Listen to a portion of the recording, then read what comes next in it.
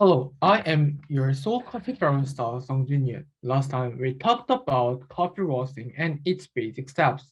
Today, let us take a look at coffee blending. Single origin coffee versus coffee blends.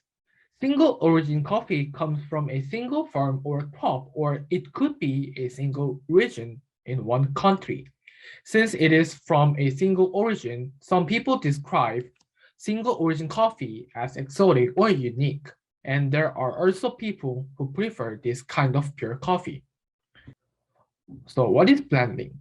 On the other hand, blending is when two or more kinds of coffee beans are mixed and new taste of coffee is made.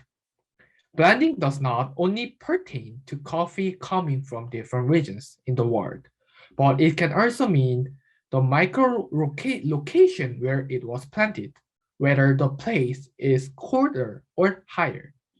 It can mean a partition of coffee in the micro level. Since every type of coffee bean has its own character, the most important part is mixing that can keep the balance of taste.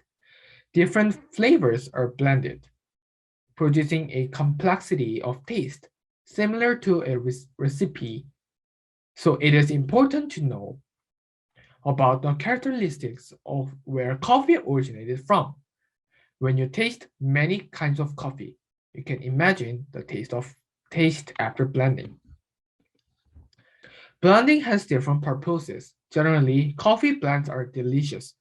Although there is no single best coffee known globally, blends produced could help create the taste pleasant for a specific market or target consumer, which could increase sales if the coffee producer is targeting the market. Additionally, if manufacturers want to retain the flavor but may need to reach a certain market price, blending of coffee may be done. There are times that specific quantities are being targeted. Thus, blending would be helpful to meet the need.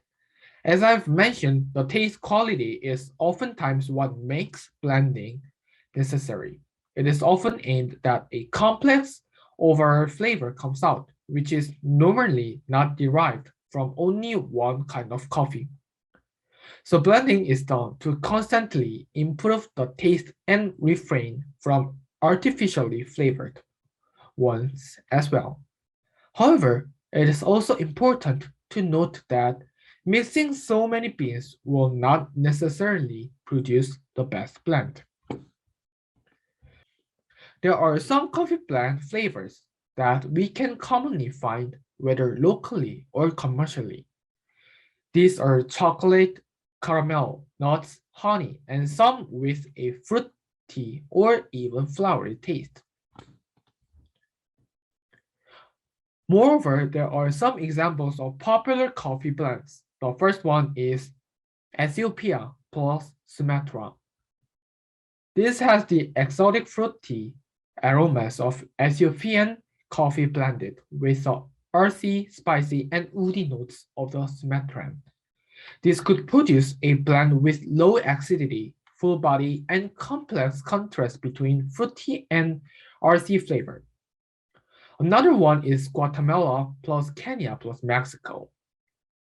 This type of blend has the bright acidity of Guatemalan coffee and floral aromas of Kenyan coffee. Adding to the blend is Mexican bean that has an earthy and full-bodied taste.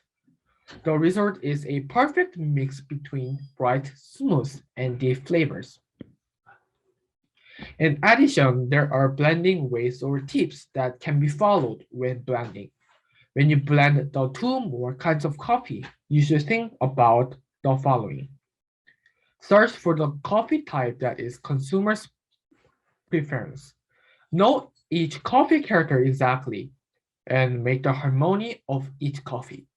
Try to keep a constant quality. Check whether the coffee supply is smooth or not. Research for the alternate coffee blend in advance. You may compare and analyze the coffee host and study various blending ways and choose the best blending style. That is all for coffee blending, and I hope you learned something. Thank you for watching.